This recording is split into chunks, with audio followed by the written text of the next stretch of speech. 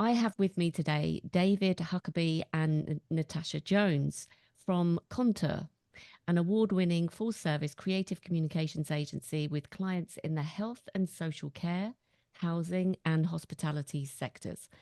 David is the owner and began his career in social care over 20 years ago, and his passion for the sector drove him to set up Conteur.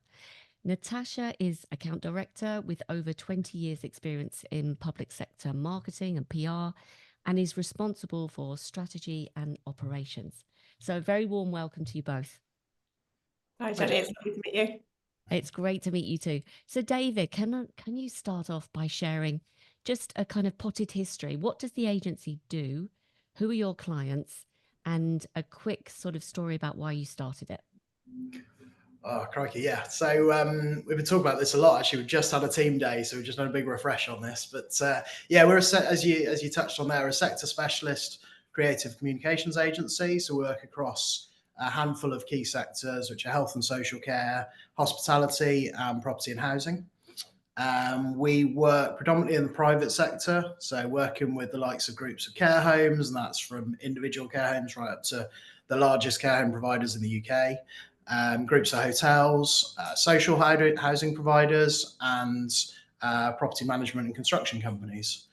In terms of where we came from and how we were founded, so I'm pleased you got the name right. So Conteur is the French word for storyteller. And it's not, we haven't been known as Conteur forever. So when Gillian and I founded the agency back in 2011, we actually were founded as GDPR and Media. And that was really using a mix of my marketing and business development and Gillian's broadcast journalism skills to kind of found the agency. And as you said there, I had a long time working in the social care sector, so it was kind of a natural fit. Although, as with all agencies, we didn't launch as a niche business. It was people kind of came to us through our network, and it's that kind of light bulb moment of okay, so this is where we fit. This is our raison d'etre. And and then obviously GDPR, as we all know, kind of reared its head around about 6 or 7 years ago, and that created a bit of brand confusion for us, a bit of a challenge. There was a fleeting moment of about half a second where we contemplated moving into GDPR to just make our lives easier, but definitely not a road we wanted to go down. So we actually went through a rebrand process ourselves, and really it was looking at what we did, how we did it, how we delivered our services, and what clients really brought, where we brought value to our clients. It was very much through all of our services. Storytelling was the kind of golden thread. Gillian and I have a bit of a history with France, so we explored that area, and yeah, we landed on the annoyingly it was Gillian's brainchild, but she landed on the French word for storyteller, which is conteur. And I guess it's a conversation starter in a way, because a lot of people can't pronounce it. We get contour, we get conteur, we get all sorts of things. But thankfully, you got it right first time, Jenny. So we appreciate it. So can I ask a couple of questions, David? Because you said a few things here which I think will be useful for agency owners listening to this that might be thinking about the same kind of journey. You said that you started off the agency not being industry specific, is that right? And then you decided to niche. I suppose a lot of people think about this and, do I just carry on working with all types of clients, or do we focus on a niche? What for you has been the impact of doing that? Oh, it's been massive. I think it's that fear, isn't it? Not just in agency world, but I think in launching a business in general. And we were classic kind of dining room table, side hustle start, and then I left my job to explore it full time. And it's that fear that okay, if we niche, then we're going to be shutting out 95% of the potential clients, potential customers. And for us, I think that was quite a quick process, because we to kind of establish that, because first thing you do is you pick up the phone, you start emailing, you talk to people and say, can you refer us? Have you got any business? And obviously we already had a couple of clients initially, and those were in certainly the dom care market, the home care market. So we realized really quickly, it was actually when people talk to you and feedback on you and say, why do we want to work with you? And it was very much around our understanding, I guess we didn't realize it at the time, but our understanding of the language, the tone, the approach, just the sector as a whole, particularly health and social care was our primary one. And you don't realize it yourself that you've lived and breathed that world, and therefore you don't have to. You can hit the ground running. You don't have to do the background research work to get up to speed. People just go, right, here's a project, here's a brief, and you understand it. They don't have to give you all the context. So I think that was the reasoning behind it. In terms of the impact, then yeah, you're right. It kind of accelerated that process probably of finding our feet and realizing, rather than going down lots of different roads and realizing, oh, this isn't really something we want to do, this isn't really somewhere we want to work. We knew we had a passion in that sector, particularly myself. I still carry that passion of wanting to promote particularly social care as an amazing place to do work and to do business and to provide services. So I still love being involved in that world and being able to have a positive impact on that sector, albeit from kind of one step removed. So that's really what, and on the business, as I say, we know the power of word of mouth in terms of business development, and we get contacted today now because of the reputation that we built in that business. And likewise on the recruitment side, people join us because they want to work in sectors that make a meaningful impact. And so that's a really interesting kind of part of the recruitment process as well, that people come and seek us out for that reason. Amazing. So you have a lot of sort of inbound leads, mostly driven by referrals, people talking about you. What about in new business situations? Are you still pitching for new business? Are you going into competitive bids with other agencies, or has that all stopped as a result of you focusing on that niche? Oh, does that ever stop? I hope so one day. No, I think it's definitely a mix of both. I think it probably does that, doesn't it, over time, where initially you're putting yourself out into positions where you can go for those pitches a lot, and then we definitely, and I suppose with the longevity, I guess, as well now. So we're pushing 13 years in the business now. So we also, not only do we get people coming to us from a reputational standpoint, where people want to work with us because we've worked with someone else in the industry, and it's, those sectors are quite small as well. So people know, they pass on contacts, but they also move businesses as well. So we also get people taking us with them because they trust us, they know our work. But likewise, we've had people leave businesses, go to different businesses. And then just in the past month, we probably had 2 that we haven't worked with for 5 years, and they've come back to us in completely different areas. In fact, one's in the same business, another in a different business, come back to us, said, we're in a different position now, but we could do with someone we trust. Can you guys come and talk to us again about this? So yeah, I guess definitely not so much competitive pitches now, which is a nice position to be in, but we're still doing those because you're still focusing on growth, and it's still, not putting all your eggs in one basket, I guess. Absolutely. And are you finding that the competitive age, well, what's your kind of conversion rate with new business pitches? Are you finding that that's increased because you are specialized, or are you finding you're up against other agencies that also have your specialism? Yeah, I think there's probably, it's interesting actually, because we do, because we deliver PR services, but we've also got a video production department where a lot of historic PR agencies maybe don't have that. We tend to have different competitors in different services.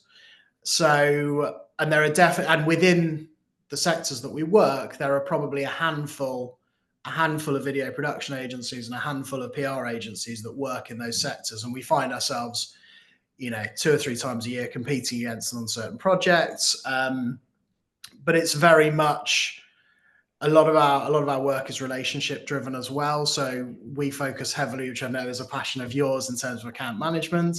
And that's a heavy focus for us, is how can we elevate that account management and make it so people want to come back? As we know, kind of repeat business in what we do is the real kind of golden arrow. So yes, we do. In terms of conversion rate, then, yeah, I think something we find actually is really interesting is not so much necessarily when we compete against agencies in our sector, but a lot of what we get is people approaching us saying, we've worked with a marketing or a PR agency locally, and we just feel they don't have the level of understanding in the specialist area, specialist knowledge of what we do, and so they could do some things, but there was a point where they needed that, whether it's around thought leadership, whether it's around, customer engagement. There's these things that I think there's a deeper level of knowledge gives you to be able to explore that and push that further. So I think that's where it's probably benefited us.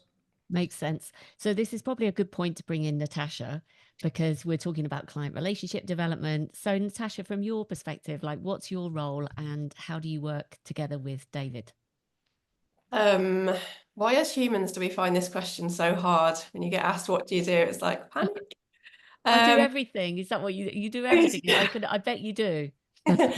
I feel like I've been with Conteur for many, many years now. So I feel very much like I've grown with the business, which is really nice. And I started off in account management, and then actually moved into an ops role, which is really, really interesting. It was kind of a phase where we were growing quite rapidly and there were lots of changes to processes, and we just felt there was an ops role needed in the business. So I did find that really, really interesting. So because of that, I think I still have my kind of ops head on a lot. And I do get involved in many, many sides of the business, which is really nice. But in terms of kind of my account director role, very much kind of supporting client management. That's probably my main focus. I do have my own clients to manage, but also supporting and guiding the PR and digital teams as well in terms of how they account manage. I'm very much involved with business development. So it's kind of quite a natural progression then that I'm involved with the onboarding of clients. We've done a lot of work recently on how we onboard clients, improving that process. So it's kind of getting it right from the start, making sure the client is the right fit for us and for them as well. That's been really nice to work on. And then also kind of that ongoing client relationship as well, that quality, how can we always give that extra, going above and beyond, checking in on our clients, and whether that's myself or David or someone that's slightly removed from the account management, so the client is able to talk about that openly without feeling kind of, it's an awkward conversation, isn't it, if someone you deal with regularly. So yeah, there's been a lot of work around that in the last kind of year or so. I have an excellent team of account managers and account execs, so I trust them completely to kind of account manage on their own, but I think they'd all agree with me that we work better together. We're a diverse team, so creating those ideas, having fresh ideas. Yeah, we do a lot of kind of creative sessions, brainstorming, refreshing of strategies, so it's really fun to get involved with that. And then yeah, very much kind of supporting them with campaigns, bigger campaigns, strategies, refreshing strategies, especially if clients are going through business changes themselves. It's kind of how can we ensure we're staying on top of what the client needs. Excellent. And do you find that you work with clients mostly on a project by project basis, or do you have some, well, actually, we're going to come to the service packages, but just in a nutshell, has it been project by project or retainer basis? I would say historically it's been mainly retainer. Yeah. That has shifted, and I know we'll probably talk about that in a bit. We do have some project work as well, whether that's existing clients that want, just a 3 or 4 month campaign, so it turns into a bit of a side project work. But yeah, historically retained clients, but that has shifted slightly. Right. Okay. And would you mind sharing with us, what was it that perhaps wasn't working about your onboarding process, or maybe what did you think needed improvement? And can you kind of just share a few things that you improved? Mm-hmm. Yeah, I think it's come, David would probably agree with this, it's come to light due to business development within the company. And I think perhaps there was, I think perhaps we took on some clients where they wanted something, it wasn't quite aligned, where what we thought they want and what they wanted was slightly different. And that was mainly, I think, because of our main point of contact wanting something, but perhaps their board of directors having something else in mind. So we've done a lot of work on making sure we sit in front of the right people when we're taking on clients, who we're speaking to, making sure the wider business objectives tie in with our main point of contact and what they want, because quite often the marketing manager might want something quite different to what the board of directors think they're getting. So it was kind of, we've improved on that a lot, I feel. I think as a company, we're more sure of what we can deliver as well. That's improved. So we're definitely more confident now of how we pitch, how we sell ourselves, what we can sell to clients. Being brave as well, I think, actually saying to the client, no, you don't need that, or that's not right for you. That's definitely, we've got better at that in the last couple of years. So like I said, there has been a lot of growth, and I think that's business and confidence in the team and ourselves and what we deliver. So yeah, I think that's just supported the onboarding naturally. We've got kind of a more fluid onboarding process as well. We use a project management tool to kind of look after our CRM. So we know kind of where the client is on their onboarding, and then we look at kind of monthly, quarterly, yearly refreshes, and it's just keeping on top of that project side as well as the kind of human side of it as well. Right. So many questions. So I think that was a really good tip that you shared. When you're onboarding, you need to make sure that from the client's perspective, everyone's in alignment of that this is what they want. So that's a great little insight. Maybe some people aren't getting the right people around the table. So that's brilliant. And I absolutely love your approach to be more of a challenger, being brave, because actually clients see you as an industry expert, and you have loads of experience, both of you together, and collectively, I'm sure the whole agency. So why wouldn't they listen to your advice? You've done this a million times. So that's fantastic. And have you found that being more brave, Natasha, has gone down well with clients? Yeah, certainly. I mean, not all of them agree. But no, I think it's helped, and we may talk about this later, but in terms of that initial strategy, it's helping me. Measurement is another thing we're working on a lot, in terms of, it's really difficult to measure PR. Historically is, I think, as a sector, we're notoriously bad at it. But there are ways to do that. So I think it's, again, if you're setting off on that right foot and you're really clear on objectives, it gets much easier to do smart objectives. What are those outcomes? What do they look like? What are those outputs? What are the timelines? So then you can kind of measure that value back to the client. And I think we're starting to see that clients are recognizing that, in terms of, okay, this is actually what I really want, because I've been questioned about it. So yeah, I think there's a shift. Excellent. Love it. Okay, so I've got more questions about account management and client relationships. So maybe we'll start with David on this one. But I mean, from your perspective, David, you started the business. What do you think it takes really to be successful in account management, in managing those and growing those client relationships? Wow.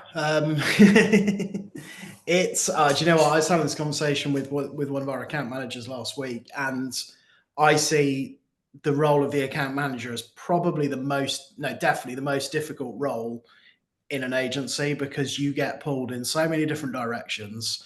They get KPIs and directives from me as the business owner, from Natasha as the as their account director, and the stuff that I'm asking her to deliver against.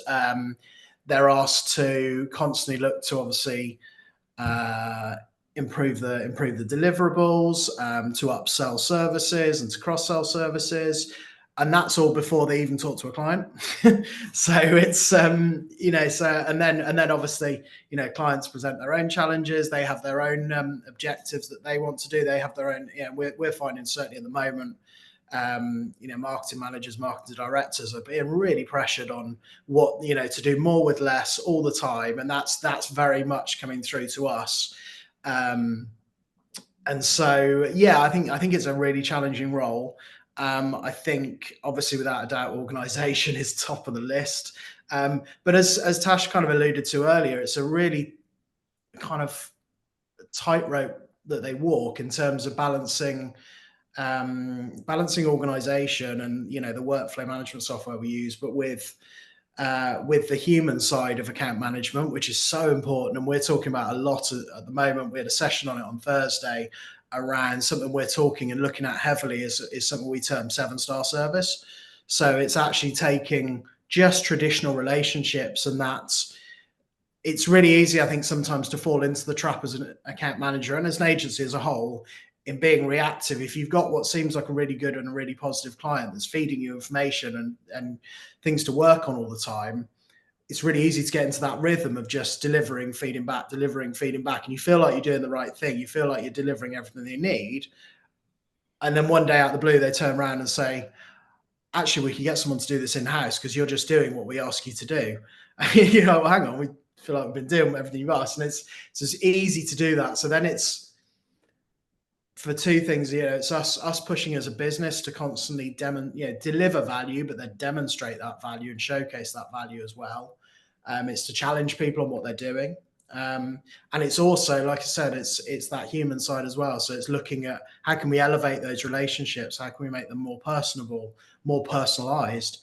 And that's a really interesting thing that we're looking at the moment in terms of how we deliver our service on all levels, and the role as well, almost taking some of the emphasis off the account managers as well and saying that actually everyone in the agency, even if they're not client facing, has a role to play in that in terms of how we do that and how we deliver that. So I guess it's getting ever more complex, but it's something that we're kind of trying to meet head on. But like I said, for me, the account manager role has always been so critical to the agency, but also really challenging as well.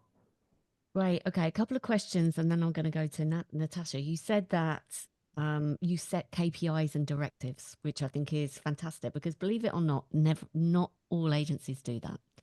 So can you put some flesh on the bones with that? Like, give us kind of a top line. Do you co-create the financial forecast with your account manager? Do you set targets together to achieve and then kind of monitor them? How does that process work? Yes and no. I'd love to say we're kind of at the end game in this in this area, but this is very much a journey. Yeah. So yeah, I guess for us, it's looking at top level financial work, but actually we put a lot of emphasis as well on client satisfaction. So we use the NPS, Net Promoter Score process as well, and that's something we brought in about 18 months ago. And actually, since we brought that in, we do it in 6-month periods, and each of the 3 we've done have improved gradually. You know, they were good from the start. Now they're around about 87, which is we feel is really solid. So that's because ultimately for us, if clients are feeding back, they're happy, then actually it means whatever we're doing behind the scenes, it is working because they feel like we're meeting their objectives. So it's not an exact science, as I say, but that's certainly one area we focus heavily on. In terms of the financial side, that's an area we need to get better at from the point of, as you say, in terms of co-creating.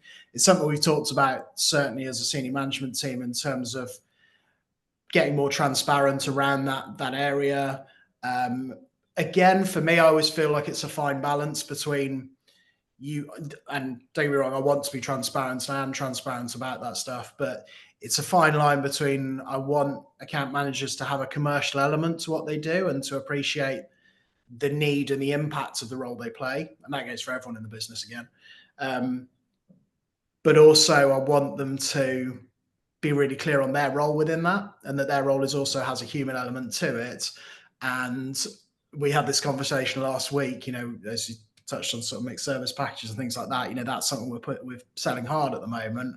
But equally, I don't want everyone's time in the business to go on like, right, I can get commission for bringing new clients into the business. So that's what I need. That's where I'm going to focus my time and my energy. Well, actually, we're trying to balance, again, we're on a kind of journey to balance the new business side, which is important, with the performance side and that area as well.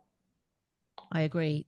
People's behaviors go where they're incentivized. So, if you do put any kind of incentive scheme in place, expect to see the behaviors going that way. So that would be interesting to kind of elaborate on later on. But love what you've said, David, about consistently delivering value for your clients, because it's like sand going through a sand timer, isn't it? All the time we're just passively reacting. The chances are that the relationship is diminishing without us kind of knowing.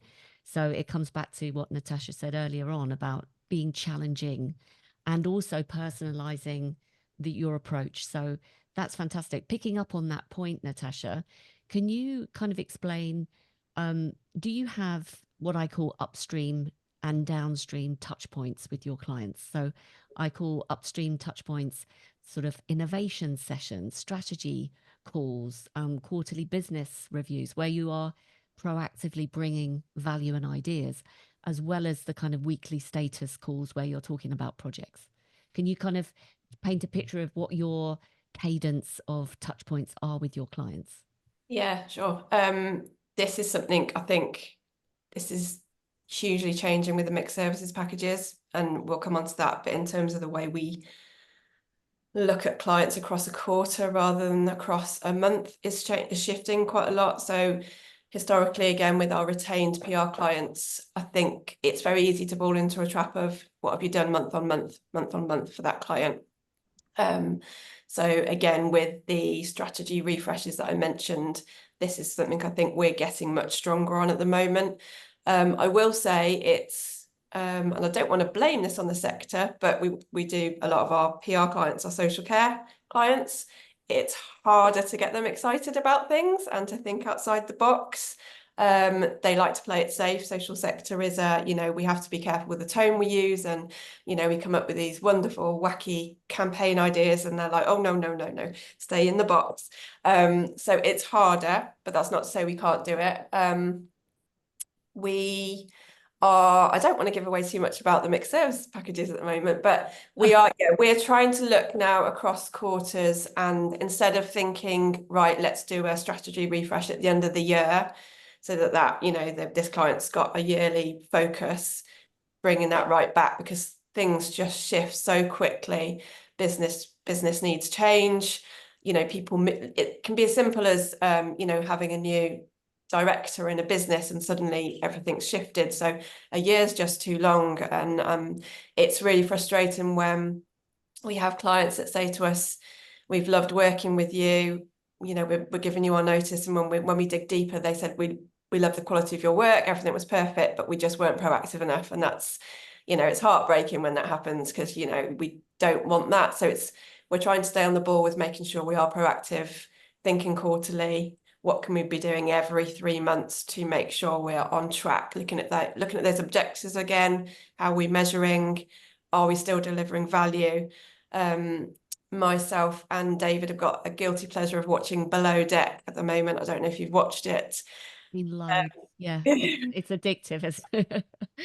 And David at the team day, actually, he was given the example of how some of the guests on this super yacht had to get up and pour their own drinks, and the captain just went crazy. He was like, they shouldn't even be thinking about their glass being refilled, it should just be done. And it's almost like, how do we shift to make sure we stay one step ahead of the client all the time? So we're still doing what they want well, we're still delivering that, but it's about also actually what problems have you got in the business that you don't even know you have and that we can solve for you. So it's definitely a mind shift with the team.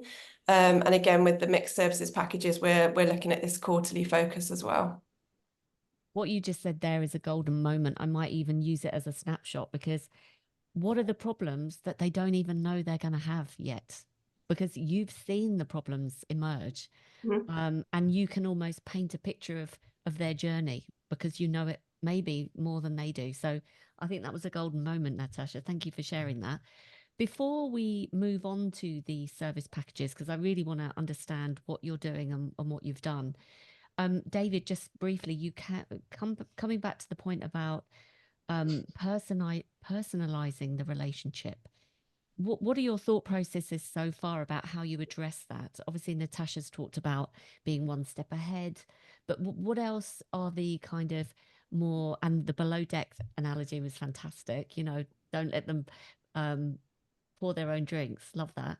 What else are you finding that is enabling you to think about how you personalize that service? Yeah, I think on a really fundamental level, then something we started using a few years ago for for our own team internally, but also brought into the recruitment process, and at a later stage brought into the client relations process, was disc profiling. So that was a really kind of useful tool that we use, week in, week out, month in, month out, to think as a team. As I say, we use that as a team initially to understand how we could communicate better within our own group. But then it was about translating that to say, okay, if you were going to place a client on the disc profile, where would they sit? And if they sit there, then how do we know, we then know how they would like to be communicated with. And actually that really helps sometimes as well.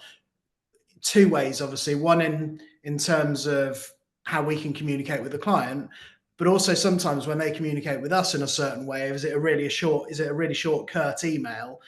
And actually that's not because they're being short and curt, that's because the way they like to communicate. So things like that on a very basic fundamental level, that's every day, and we use that every day, and that helps every day. But then secondly, I suppose we've used that process and that's the stuff, those sort of tools, for a little while now. And what we're looking at now is actually elevating it to, as Tash talked about, in terms of becoming more proactive in our communication, over communicating with clients, but also thinking about them on a business level. What challenges, what opportunities are they facing at the moment as a business, as a wider business, and how can we explore those kind of things? And again, some of this it's funny, isn't it? Because some of it borders on over servicing, because if you're doing things outside of your remit and outside of your brief, but we see that as a very much sitting in the client relations side. So it's good, there's an offset there, isn't there, in terms of how is that going to benefit us down the road and benefit us. And again, from my point of view, really cynically, I always look at it in terms of, okay, any marketing manager, marketing director that we work with, which the predominantly are, our target market, they could move at any stage. They could either, especially in this market, they could either be made redundant or they could just choose to move on. We want to make sure that that relationship continues beyond their existing role. So there's two opportunities there. I always see there's an opportunity with the business itself. So how's that relationship going to continue if you take that individual out of that setup? But also that person moves role. Do they take our details with them? Do they feel confident in how we work together, that they go, right, as soon as they land in their new role, I need to get these guys on board? So that is how we see the network growing.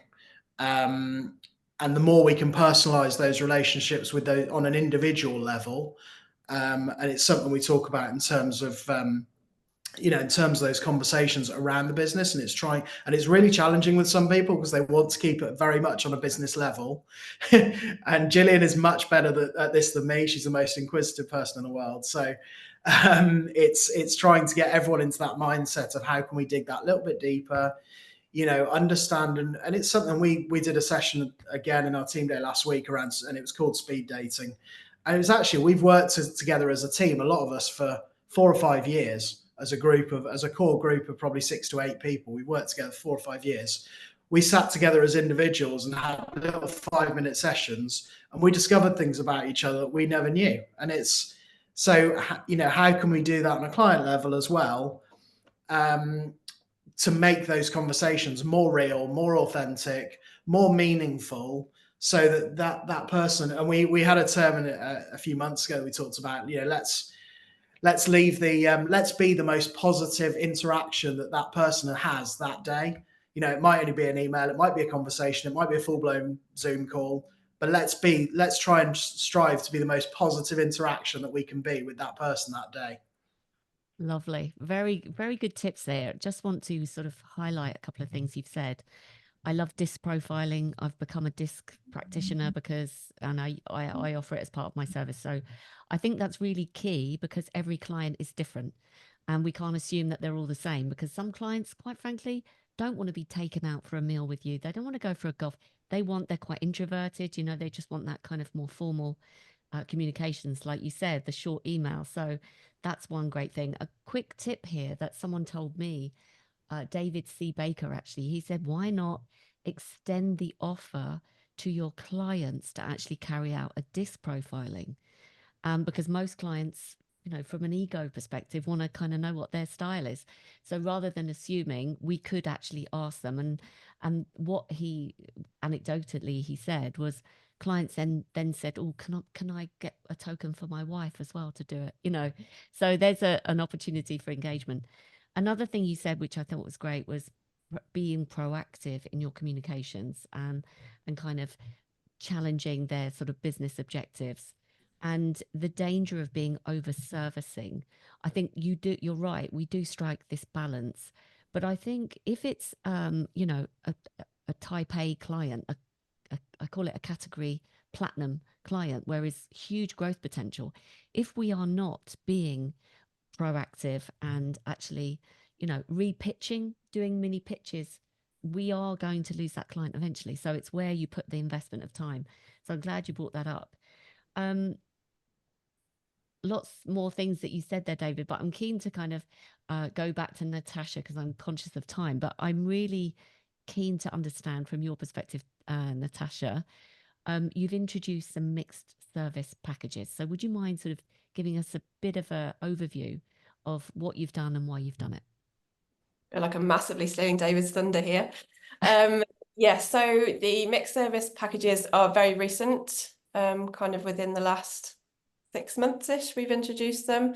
And it wasn't a conscious decision either. It's been very much client-led, which has been interesting and probably something we've not really done before.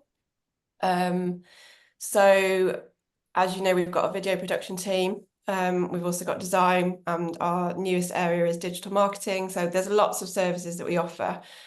And we were finding, so that it's twofold. We were finding that we were working with clients, or especially trying to bring on clients, and the conversations just seemed to be lasting for ages and ages. They wanted support with pay-per-click. They need some video photography. They want some social media support. They definitely want PR. And it was like we were putting together proposals after proposals and proposals. And I think those marketing managers were finding they were struggling to get approval from directors because there's so many different budgets and so many proposals. And it just happened to be a conversation with Gillian, our other director, with a client of ours who was already on a video content creation package. And they were like, you know, we really want this PR. And it was kind of a light bulb moment, I think, from Gillian. David might correct me here, but I think it was a light bulb moment where we were like, why don't we join this together as one package and offer it as a, you know, a whole? It's flexible. It's a fixed cost. We do it over a quarter, which is why I was talking about the quarter before. So we look at quarterly, we call them kind of production days because it's got the video and design element in there, but PR can be included in that. And this marketing manager, I think, nearly cried at the thought of just having this one budget to have to talk to the board about. So we very much use that client as a trial, and we are still very much, we've took on many more mixed services packages since, and it's been the same story. It's been kind of people just saying this is really easy, we can pick and choose what we need. We're very aware that PR is ongoing and it's something that takes time to build. So we're very clear about that with clients, but it can also be very campaign-led, project-led. So it's working well for those clients that perhaps have more PR campaign-focused work, but also want the video and the photography and the design. And so yeah, we're building them at the moment with clients. We're getting a lot of client feedback on how we can improve it. And obviously we've had to change our processes quite heavily internally in terms of the account managers are having to think very much more project-led now than account management. They're having to deal with other members of the team a lot more than they used to, in terms of everybody has to sit down together and plan what we've got across the quarter, in terms of video days, what the digital side can provide. So it's amazing the effect it's having already on the culture here, in terms of improvements, working more collaboratively, naturally. It doesn't seem like it's forced anymore. Like sometimes it felt like it was forced. But also client feedback has been excellent as well. So many questions. So are you saying that you create a bespoke package, and then if so, how do you price it? Like, is that kind of a monthly retainer kind of basis? Let's just start there. Yeah, David might be better to speak on this one. Okay. So we have basically, and I know you had a really interesting chat that I was watching just yesterday with Brian Kessman about productizing value. So that was kind of that fitted really nicely with this. But it's, yeah, as Tash said, really, some of there were three really clear challenges. So one was budgets being squeezed. The second one was getting sign off on multiple proposals. And the third one was actually getting easy access to multiple services. So it's not, so the package is there and we say you can access this list of services which we provide. Then it's about, and so it's clients saying, yes, I need access to A, B, and E, or different combinations. So different clients use it different ways. That's the really interesting thing. It's very much then sitting down with the clients and going, right, let's look at the first 3 months. What are your priorities? What are your key objectives?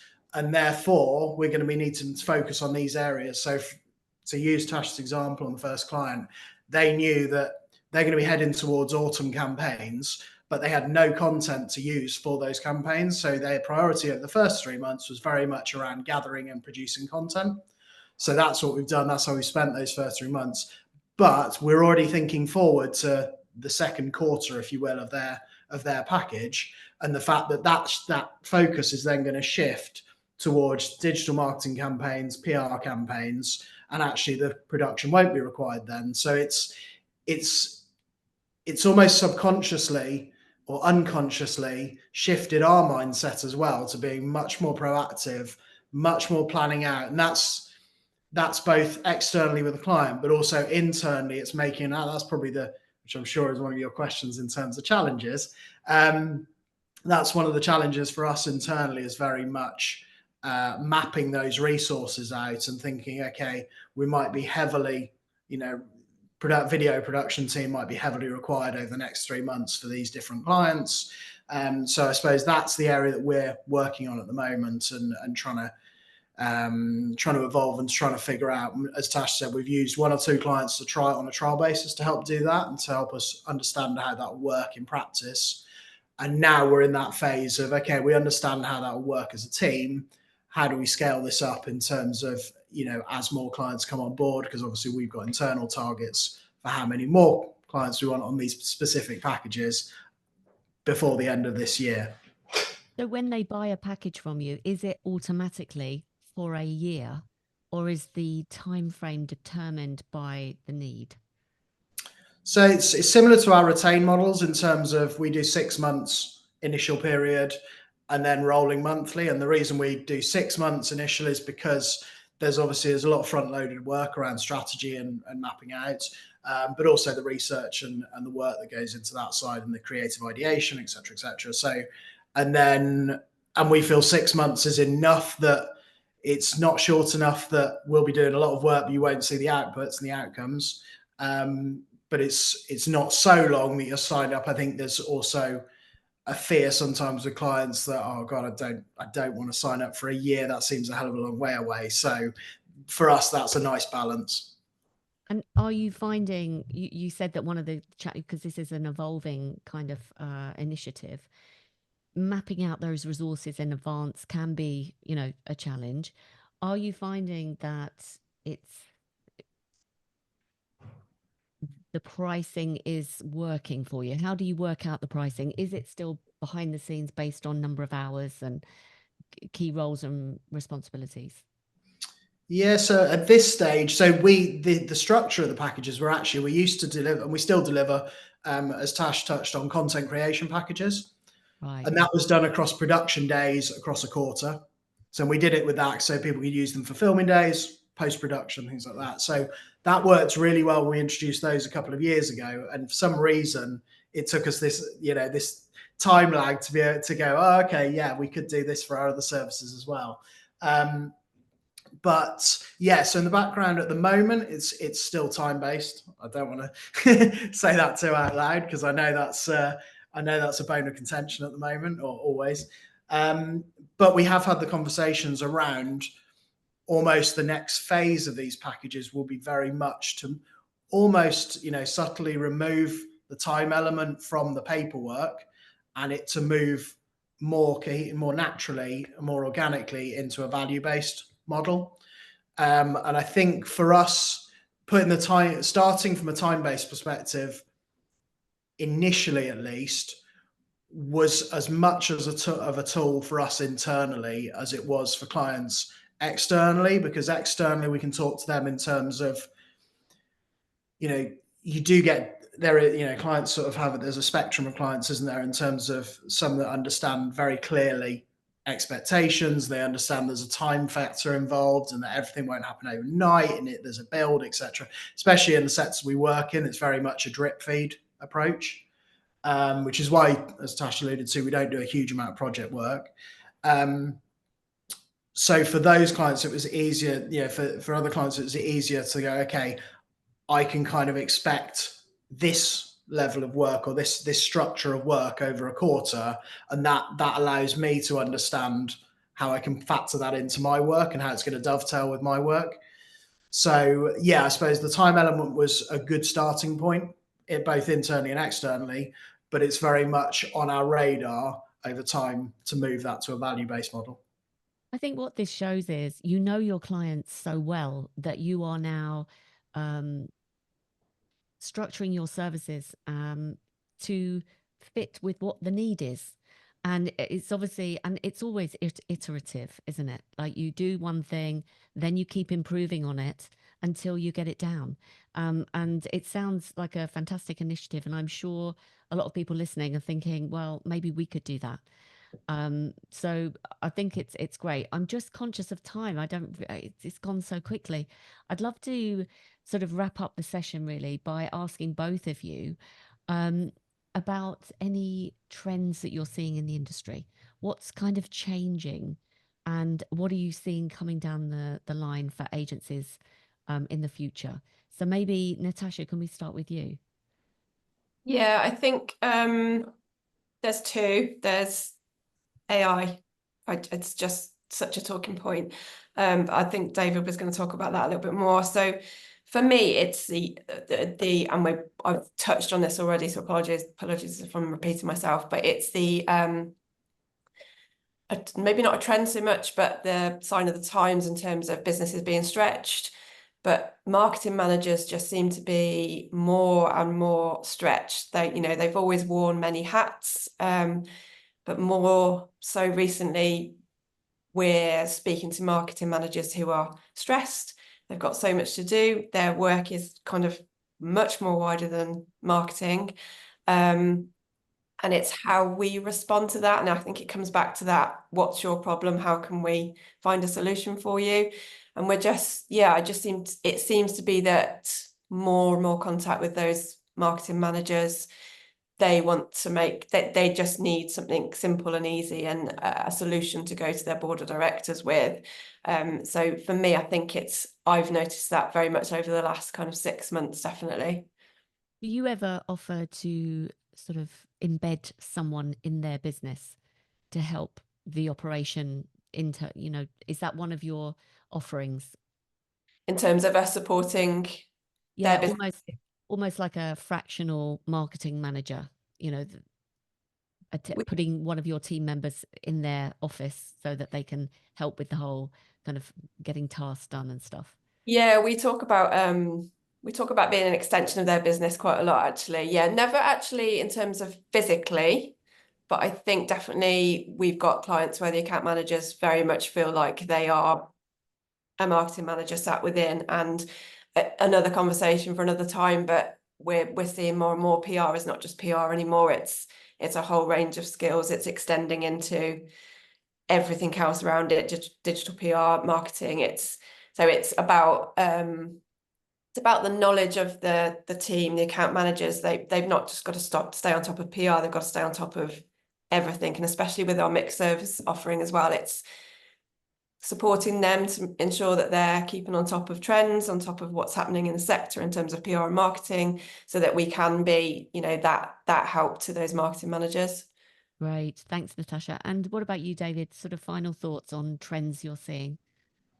Yeah, I mean, I'm sure you're having countless podcasts at the moment around AI. I mean, that's a never-ending source of content, isn't it? At the moment, I think I guess my take on it is in terms of in the face of AI in all its forms at the moment. I actually believe at some stage there'll be a bit of a kickback and a bit of a clamour for actually increased authenticity and personality, particularly through marketing and comms. I think as people feel and as the public feel kind of the need to feel that the brands they engage with are kind of being real, they're being true, they're standing for something. We know we're seeing that more and more at the moment. Not just kind of peddling, fairly mundane automated messaging, bookended by ChatGPT's favorite siren emojis that we're all seeing all over LinkedIn at the moment. So I think yeah, it's gonna the balance for us as agents has definitely been using AI to its full potential, and obviously enabling it to streamline what we do and elevate what we do, but also walking that tightrope of keeping that authenticity and gaining that engagement still. So that's how I kind of see how AI will evolve and will develop. Will be interesting to see, because obviously the challenge is always the unknown factor around AI at the moment. So how far it'll go, what restrictions might be placed on it, and ultimately, people vote with their feet. So the public's reaction to it in the fullness of time as well. Agreed. Well, thank you both so much for joining me. This has been brilliant. The time's just flown by. I'm sure I could have asked you so many more questions, but maybe we have a part 2. That'd be nice. So thank you for joining me. Thanks so much. Thank you, Jenny.